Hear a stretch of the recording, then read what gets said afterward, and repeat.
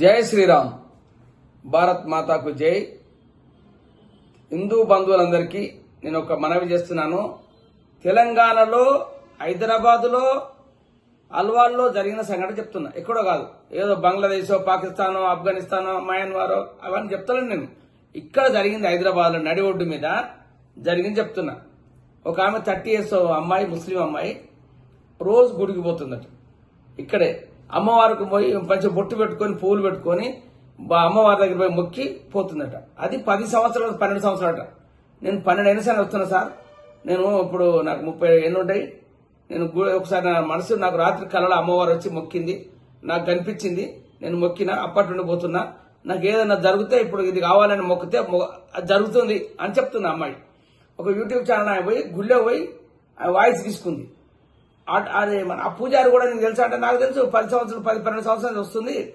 10 సంవత్సరాల నుంచి ఇక్కడికి వస్తుంది, బొట్టు పెట్టుకుంటుంది, పూలు పెట్టుకుంటుంది, ఇక్కడ కొబ్బరికాయ కొడుతుంది, మాకు కూడా 5-10 రూపాయలు ఇస్తుంది అని అయ్యగారు చెప్తా ఉన్నాడు.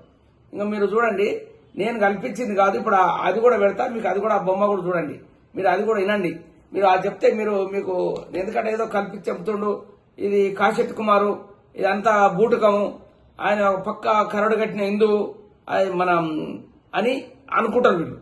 మనము ఇప్పుడు నరేంద్ర మోడీ గారు ఉన్నారండి. నరేంద్ర మోడీ గారు ఒక హిందువులకే పెడుతున్నారండి ఫుడ్. ప్రతి ఒక్కరికి రైషన్ ఇస్తుండు. అది ఇప్పుడు బంగ్లాదేశ్ వెస్ట్ బెంగాల్ పోయి అడిగారు, మాకు ముస్లింస్ చెప్తారు, మాకు మోడీ గారు ఇస్తారు రైసు, అవన్నీ ఇస్తారు, మాకు అందుతున్నాయి అని అంటారు. ఉత్తరప్రదేశ్లో పోయి అడిగారు మనోళ్ళు, ఒకటి టీవీ ఛానల్ ఆయన తీసుకుపోయి, మాకు అందరికి హిందువులకు ఎంతుండో మాకు అందరికి అక్కడే ఇస్తుండు, మాకు ముస్లిం మీద ఏమేమి పగలేదు ఆయనకు.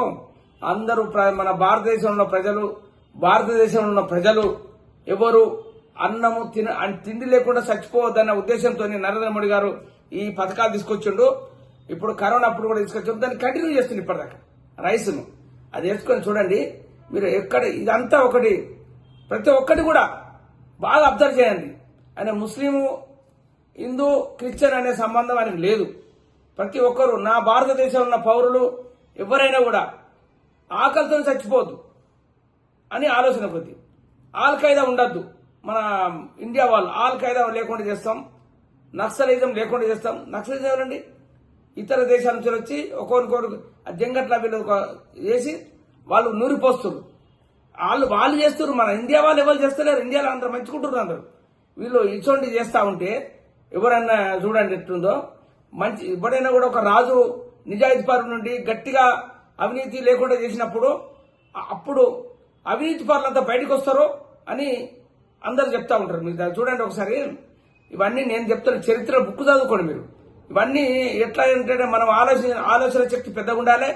ఆలోచన పెద్ద ఉన్నప్పుడే మనం పెద్ద ఆలోచనలు వస్తాయి. చీప్గా చిన్న ఆలోచన లేబర్ లెక్క వాళ్ళు ఏం చదువుకోని కూడా ఇప్పుడు మంచిగా చేస్తారు. చదువుకున్న వాళ్ళు కూడా మంచిగా మాట్లాడతారు. మన చదువుకున్న వాళ్ళ వల్ల కూడా జ్ఞానం తగ్గుతుంది, చదువుకునే వాళ్ళది ఎక్కువైతుంది.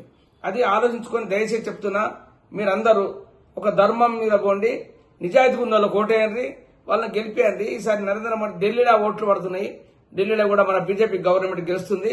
అది అందరూ చేయండి. దయచేసి మీరందరూ ఒక్కటే. జై శ్రీరామ్, జై